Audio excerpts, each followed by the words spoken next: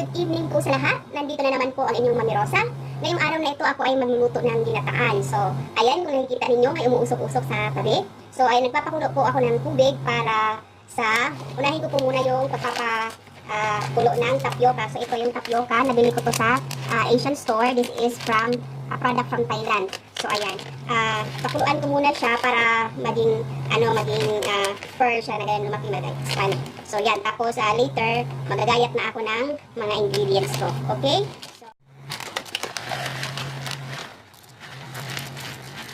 So, ayan. Lagay ko na yung tapioca habang kumukulo yung tubig. Ayan, lagyan na ng karami, guys. Kasi, ako lang naman yung kumakain ng ginataan. Hindi sila kumakain. So, konti-an ko lang. Para may maluto pa ako sa susunod na mga buwan. Ayan. So, haluin ko lang ng spoon. Spoon lang muna. Lagyan natin yung apoy para mabilis siyang maluto. Ayan. Kulok-kulok. So, ayan.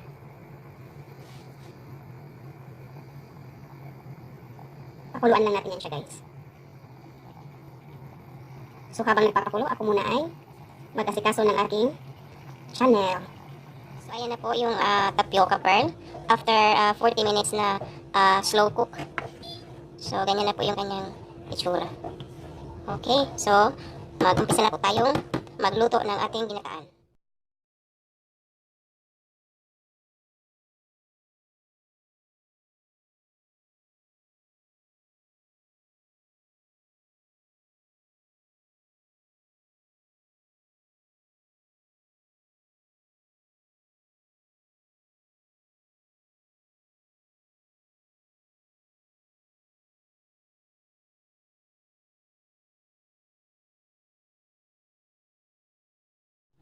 So, ayan guys, mag-umpisa na tayo.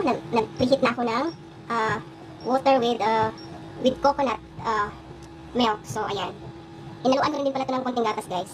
So, ayan, pakulo. Haluin muna, haluin yung tubig.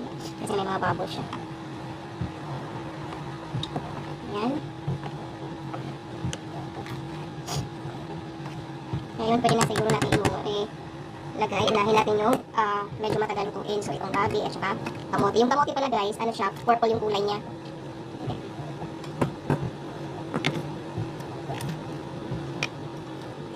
Okay. Ayan. Kunti lang yung luto, guys, kasi ako lang naman ang kakain nito.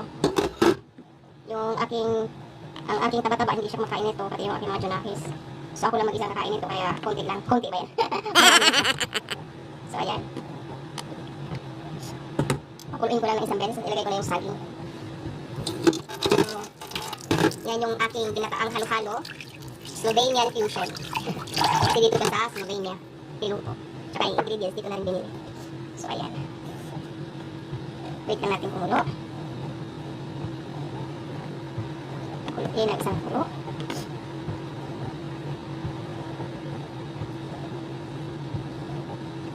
Ganyan.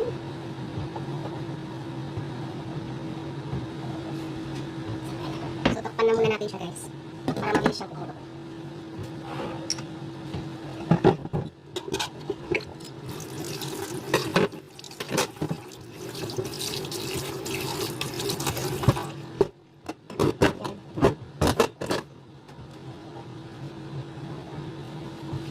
So ayan, kumulo na siya. Ilagay ko na yung saging para sabay-sabay silang lumambot. So ayan.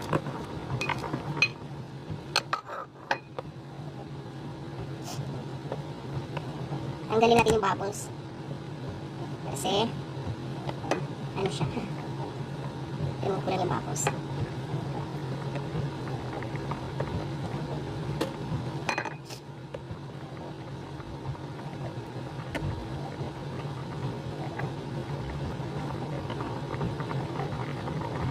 So, ayan. Nagkulay pink na siya kasi dahil sa, kamote. Purple kasi yung kulay ng kamote. So, ayan. Isimay muna natin siya, guys, ng mga 20 minutes. So, ayan. May luto na. Natikman ko na siya. Luto na yung saging, yung gabi at saka yung kamote. So, ilagay na natin ito, guys. So, ito yung glutinous rice. Ano siya, yung purple yung kulay niya.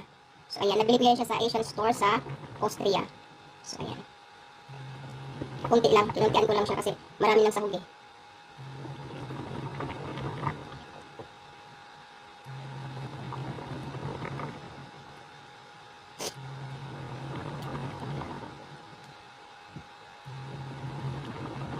Yan na rin yung siya yung pampalagkit. Pampalapot ng ating ginataang halo-halo. Ayan. Mukha talaga siyang halo-halo kasi purple yung kanyang kulay. Ayan. So, yan. Pagtapos nito, ilagay na natin yung ating coconut milk. So, yung coconut milk in can, nilagay ko na siya sa mug. Hinati ko kasi siya sa kalahati lang yung ginamit ko. So, yan. Halo ulit, halo. So, ayan na. May makikita na kayong dark purple. So, yan siya ang nilagay ko na binilog-bilog na glutinous rice. So, ayan. Dami sa ko, guys. Dadala natin yung apoy. Ayan. Para mabilis siyang maluto. So, isimmer ulit siya natin ng mga 5 minutes lang siguro. Kasi madali lang naman maluto yung binilog na purple rice.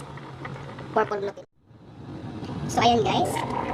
After ng 15 minutes, 15 minutes. Ayan na siya. So, malapot na.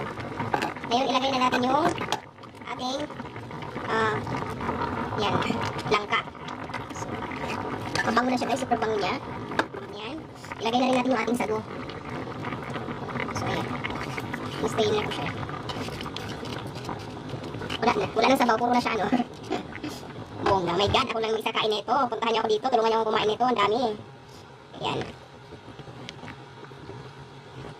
So, hinaan lang natin muna yung apoy. Para hindi siya masyadong, ma-overcook. Ngayon, ilagay na rin natin yung ating gata. So, yung gata, guys, sa loob ng gata, ito yung itsura niya. Ayan. Ano siya yung puro. So, ilagay na natin.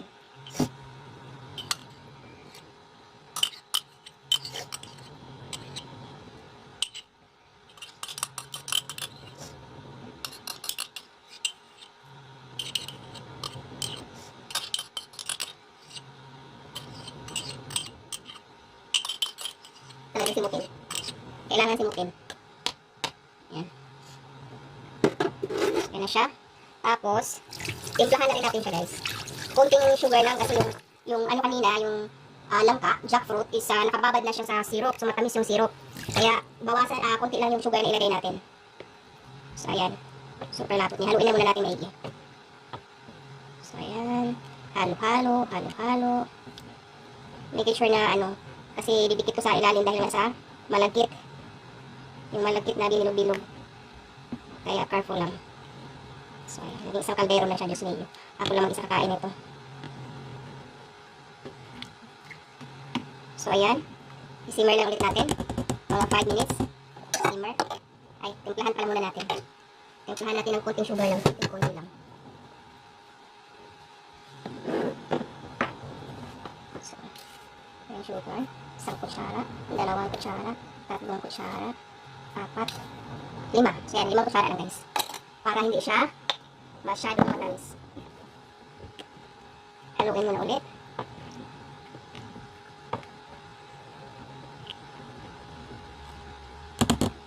Tapos halugit natin yung apoy.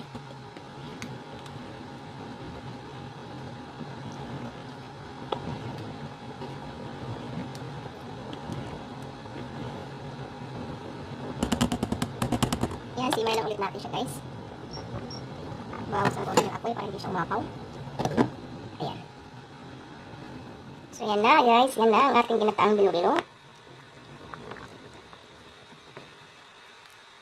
Let's eat na. Hindi ko siya hindi siya gaanong malapot guys. Kasi bago pa lang siya, pero later niyan, pag malamig-lamig na siya, saka yan siya lalapot. So patayin na natin yung apoy. At tayo ay magsandok na at ako'y nagugutom na. So, ayan. Sandok na tayo, guys. At lalapang na ang inyong Mami Rosa.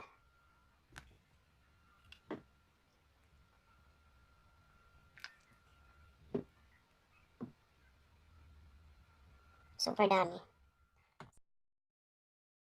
So, ayan na, guys. Ito na ang ating ginataang halo-halo. So, let's eat. Water muna. Handa rin ang water.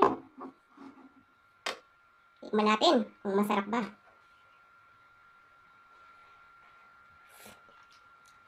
Mmm.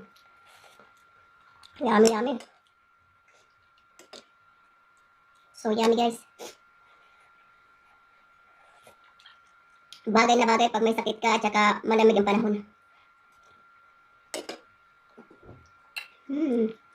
So good. Mainit pa. Balik. Mmm.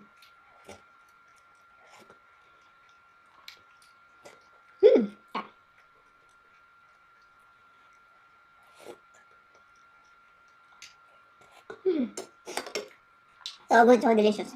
Kain na! Thank you for watching. I hope you like this video. Don't forget to hit the thumbs up button. Okay, see you in my next vlog. Bye-bye. Thanks for watching, guys. Don't forget to subscribe, leave a comment down below, hit the like button and notification bell. And for more video, just click on the two boxes on the right. See you in my next vlog. Bye!